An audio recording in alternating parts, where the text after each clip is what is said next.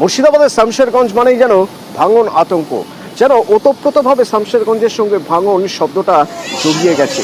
ভাঙন আতঙ্ক নিয়ে শামশেরগঞ্জের মানুষ থাকেন। শামশেরগঞ্জের বিভিন্ন জায়গা যখন তখন ভাঙনের কবলে পড়ে। যেমন এখন যে ছবি আপনারা দেখছেন, 10টি বাড়ি তলিয়ে গেছে। এ হলো শামশেরগঞ্জের শিকদারপুর, গঙ্গায় তলিয়ে গেছে 10টা বাড়ি। কয়েকদিন বৃষ্টি হয়েছে, জলস্তরও বেড়েছে, একের পর এক বাড়ি নদীগর্ভে চলে যাচ্ছে। কি হবে? টেনশনে রাতে ঘুমোতে পারছেন না এলাকার মানুষ।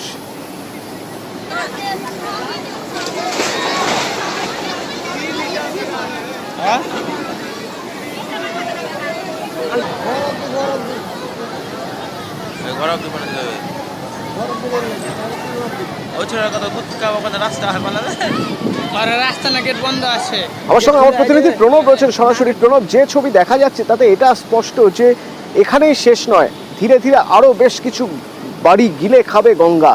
তো সেই সব বাড়িগুলোর বাসিন্দা যারা, তাদের সরিয়ে কোথায় নিয়ে যাওয়া হয়েছে? আর যে বাড়িগুলো একেবারে গঙ্গার তলায়, তারাই বা রয়েছেন কোথায়?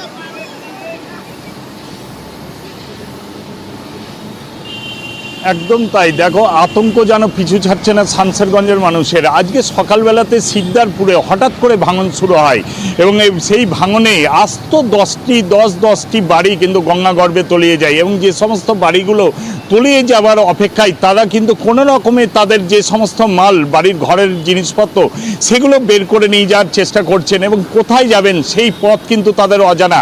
কেউ রাস্তার মধ্যেই তিরপল টাঙিয়ে থাকছেন দীর্ঘদিন ধরে, যাদের বাড়িগুলো ভেঙে গিয়েছে, কেউ বা প্রাথমিক স্কুলে, কেউ বা আত্মীয়দের মধ্যে।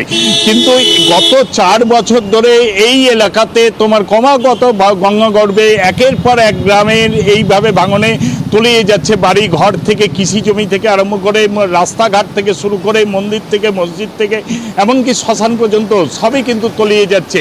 তারপরে কিন্তু হুঁশ ফুটছে না কেন্দ্রীয় সরকার। যদিও রাজ্য সরকার গত বছর 100 কোটি টাকা দিয়েছিলেন রাজ্যের মুখ্যমন্ত্রী, সেই টাকারও কিন্তু ঠিক মতনভাবে কাজ হয়নি বলে কিন্তু আজকে অভিযোগ করেছেন এলাকার যিনি বিধায়ক রয়েছেন এবং তৃণমূল দলের যিনি চেয়ারম্যান রয়েছেন জাকির হোসেন। তিনি কিন্তু অভিযোগ করেছেন যাদের ওপর দায়িত্ব দেওয়া হয়েছিল এই কাজ দেখাশোনার, তারা কিন্তু সেইভাবে কাজ করেনি। সেইভাবে কাজ যদি রাজনীতির জায়গা রয়ে গিয়েছে, কিন্তু সেই রাজনীতির আঙিনা ছেড়ে এসে যদি এই মানুষগুলোর পাশে দাঁড়ানো যায়, তাহলে অন্তত যাদের মাথার উপর থেকে ছাদ চলে গিয়েছে তারা কিছুটা হলেও ভরসা পাবে।